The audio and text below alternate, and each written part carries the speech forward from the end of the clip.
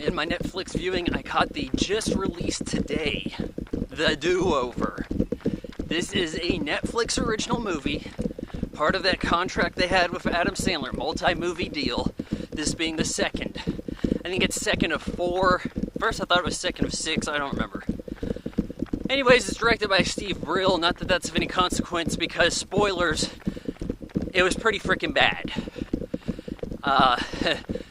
I was expecting a little bit of a departure from the usual Happy Madison, but honestly, I don't know what it is exactly, but you can always spot a Happy Madison production. There's a certain consistency between the way the camera's going to operate, competent but not creative. The jokes are obtuse and offensive. They aim to be offensive more than funny. I didn't begin to laugh at all. Hated it. But yeah, here comes the spoilers, guys. So we start off, David Spade. I'm just going to say the names of the actors. Start off panning down from a disco ball at a high school reunion, class of 1991. Pans down, and we have David Spade talking about how life's going. Things are not going so great for him. His wife is the homecoming queen. She's there with her ex-boyfriend, whom she had twins with, and he's the cockled bastard raising them. So he gets a tap on his shoulder. It's his pal Adam Sandler. Adam Sandler's like, hey, let's go have a Bud Light. He's like, all right, sure. He tells him, hey, I'm in the CIA. I amounted to a lot more than people gave me credit for. And, wish you could hang out with me sometime. Well, David Spade works at a bank that's inside a grocery store. That's not so bad. I mean, as a joke goes. Well, he's not having a great day there. He has to go get food for the twins. They're obnoxious. All this stuff. His wife's an asshole, probably cheating on him. And he decides to break away from that, go hang out with Adam Sandler. So they go on this boat, and they're chilling. They're having a good time. And part of why I watched this movie is because a friend of mine's in it. Her name's Vanessa Cater. You probably know her as Not With Those Puny Arms in the Allstate commercial where Hans and Franz are training Aaron Rodgers from a couple seasons ago. So she's that chick. And I saw that she's credited as Bathing Beauty in this. I'm like, hey, your credit's Bathing Beauty. And she's like, yep, you'll see. So she's on a boat adjacent to their yacht. They roll up good-timey, kind of Kenny Chesney sounding modern Western music's playing. And they're like, hey, girls, flash the goods. And she does. And I'm like, whoa. Vanessa, didn't expect to see your tits, but there we go. We have reached that point.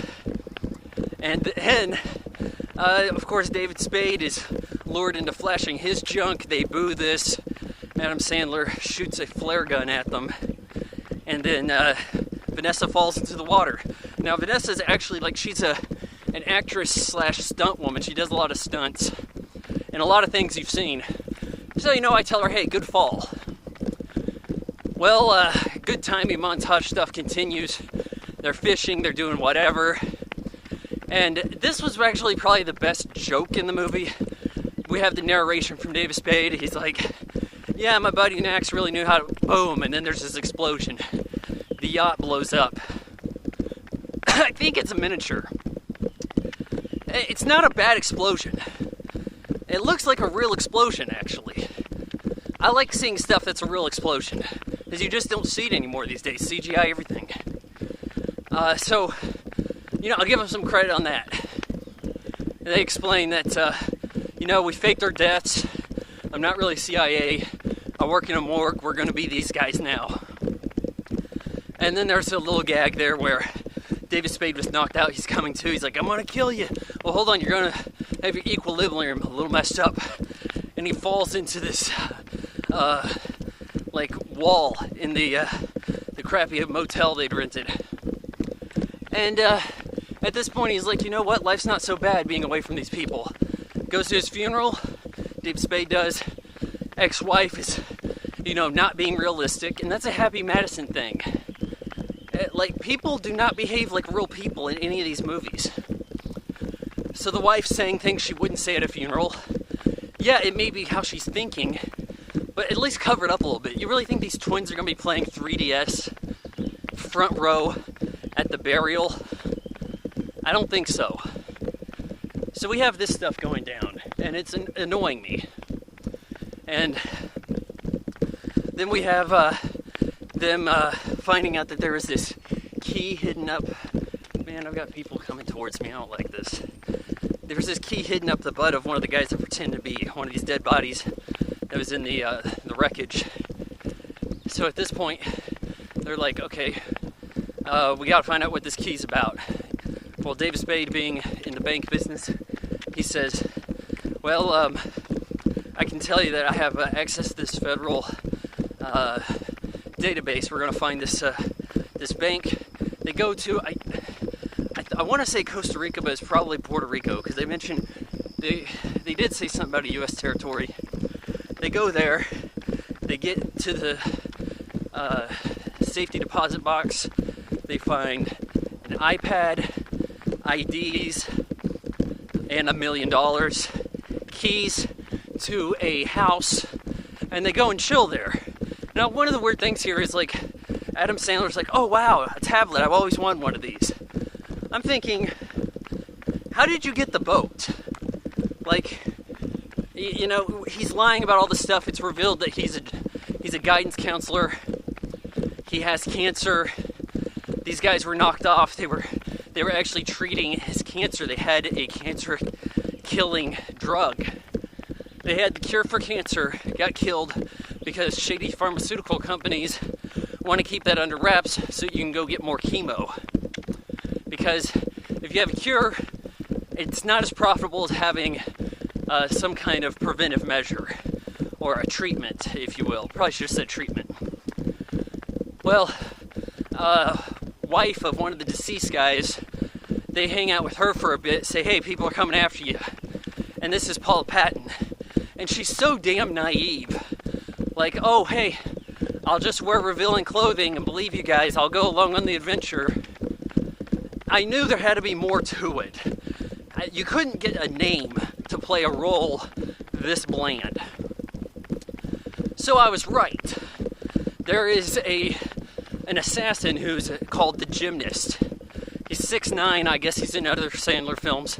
You're going to see a lot of Sandler alumni here. The Gymnast is doing all these flippity flips because ever since, you know, the Hairdresser movie. Goddamn, forgot the name of it. There's had to be some kind of weird action thing in a Sandler movie involving gymnastics. You saw the shit in Ridiculous 6. So then we have a Dan Patrick cameo because he has to show up. He's at a hardware store complaining about life while Adam Sandler's trying to buy stuff. And then, of course, Adam Sandler's kids are there too. Goody. Hell, Adam Sandler's wife had to show up even earlier in the movie. It's not even worth mentioning. So there's your Sandler cameos. It's almost amazing Shaq didn't appear. Nick Swartzen's a guy chasing him.